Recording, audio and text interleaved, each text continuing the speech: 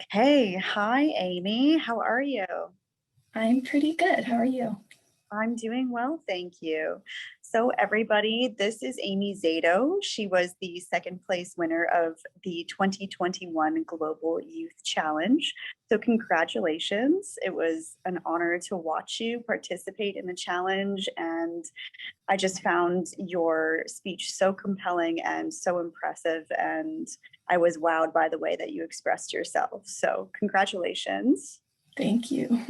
Welcome. So, for anybody who missed the Global Youth Challenge, Amy discussed the social responsibility that business owners have when it comes to cultivating world peace and more respect and diversity and inclusivity among business organizations.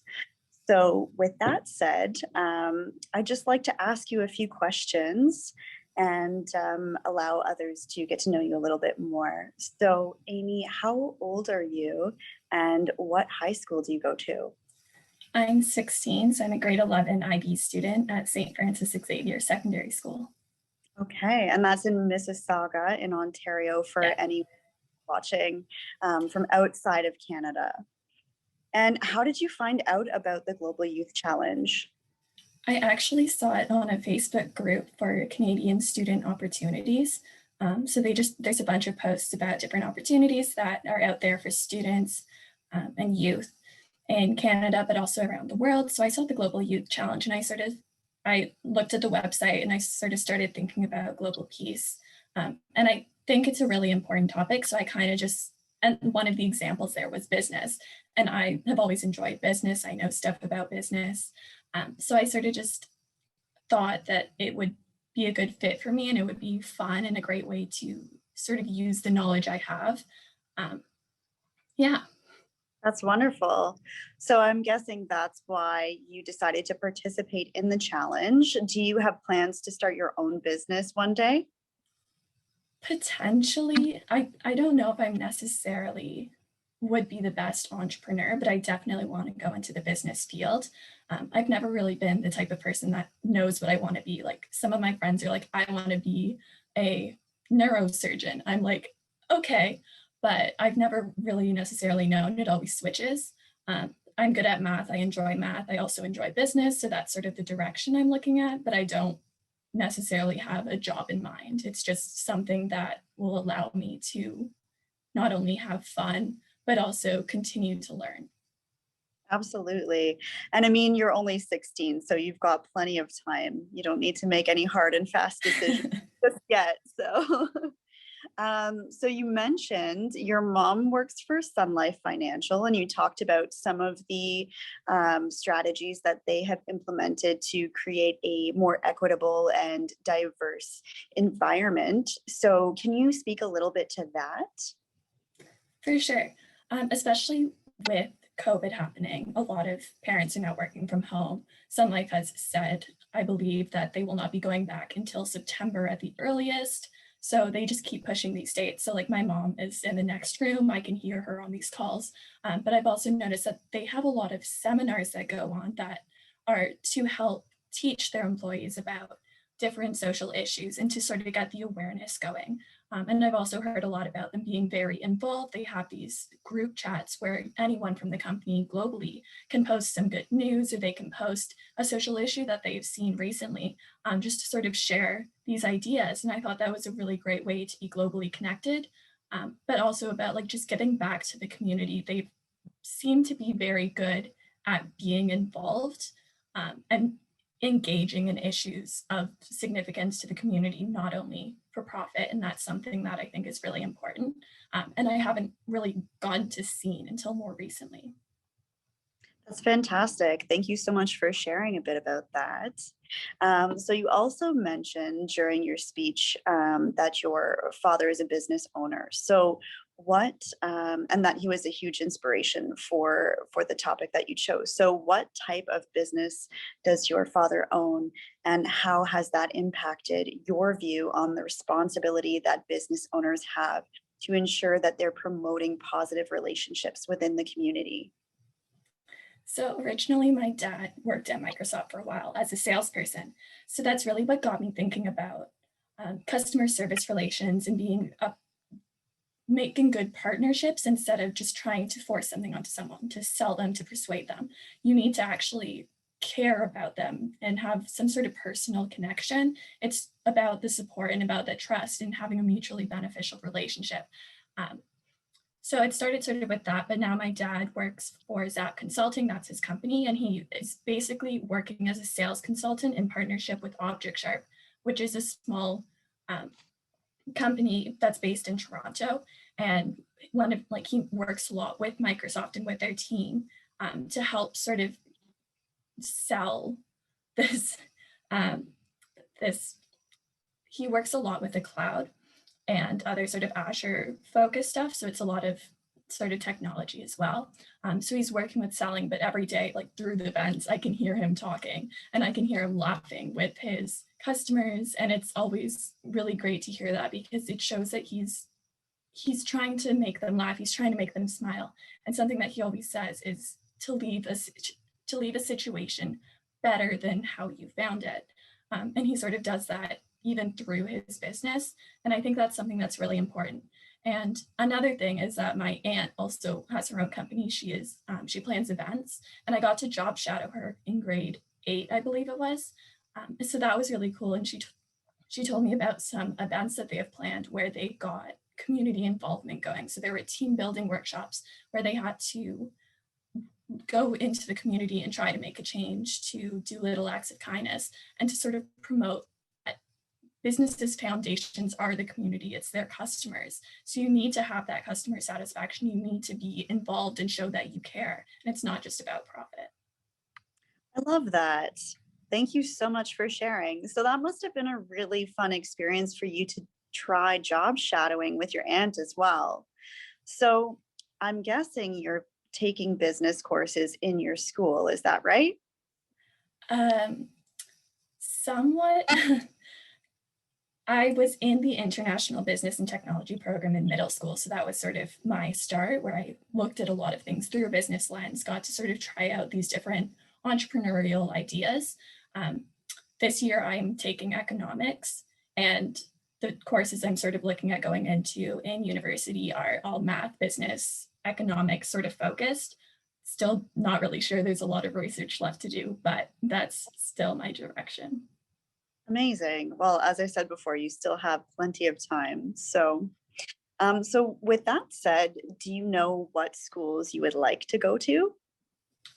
I think my current top choice would be Waterloo, just because I know they have a really strong math program. They've always been sort of focused on innovation and math. So that's something I'm definitely looking into, but there are a lot of other schools with good business programs, good business schools. So a lot of research. But yes, I think currently I'm looking at the double degree with Waterloo and Laurier. There is a math and business. So that seems to be an interesting choice. So I'm looking into that one. Wonderful. Okay. And of course, I think we need to talk about, since COVID is still, we're still sort of navigating through that. School has changed so much, and we're coming up to a year, which is just wild to think about since COVID happened. So school has changed. What challenges have you come up against in terms of online learning? And I know sometimes students have been able to go back into the classroom. So how has that changed as well? I think one of the main things that a lot of students are sort of suffering with is a lack of motivation. At home, it's much easier to do what a lot of my teachers call passive learning, where we don't have our videos on because it takes too much bandwidth. We don't have to communicate. We can just say our mics are off. So it's a lot. You need to be better at paying attention and getting your work done on time, because it's still important. So that sort of motivation factor, but also an interaction. There's a lot of missing interaction. You can't get answers from your teachers right away because they are responding to a whole lot of emails. You can't sort of bounce ideas off of your classmates. You can't sort of grow your ideas from that. And even when you go back into school, because of the restrictions and the distancing, it's almost the same as being online, because your teachers aren't going to develop 2 lesson plans for the students in school. It's too much work for them.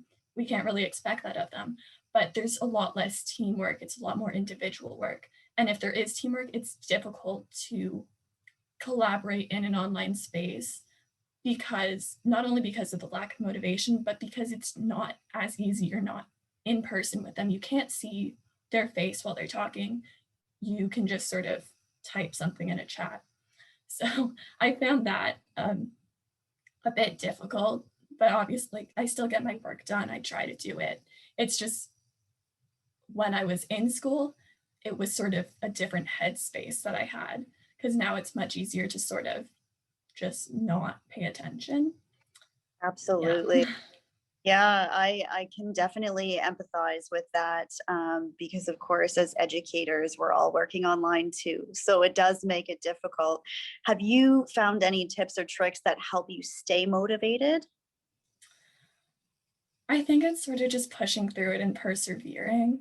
Um, Yeah, with some courses, like for me, with math, I sort of understand it more. It's something that I enjoy, so it's easier for me to do. But with other courses, it's sort of just designating time. It's like, this is the time I would normally be in school. This is the time I would be working. I'd be sitting in front of a teacher. They would be watching me and I would need to work. So I'm going to work. Or I designate times in the afternoon and say, this is when I'm going to work. Right after school, I'm going to do some work. But also I find it very helpful to sort of section off my room. So I'm sitting at my desk right now. This is my working spot. If I'm sitting on my bed, that is my relaxing spot. That's where I'll read a book or watch some TV. But when I'm sitting at my desk, I am doing work and trying to be as productive as possible. wow, that's so inspiring. I mean, hearing from someone who's so young, it really does inspire me to see how dedicated you are to getting your work done and excelling in school. And I'm just so pleased to hear that. So, one thing that I could recommend is taking breaks and going out for a walk out in nature because we're exposed to so much screen time and Zoom. I feel like Zoom fatigue is a real phenomenon. So, making sure that you find that nice, healthy balance where you're supporting your mental and emotional well being and also your academic needs too. So, For sure. yeah, absolutely. So, you obviously strike me as a strong leader. What advice would you give to other students in your online classes as far as becoming or being a more positive leader in an online space? I really think in general, the most important thing is to just try to be the person that you needed or try to be someone you look up to. Try to continue to be positive. It's really persevering through and also taking risks. Like I still have trouble taking risks. I don't like being out of my comfort zone. I don't think I ever will be. But sometimes you have to put yourself out there and you have to try doing this.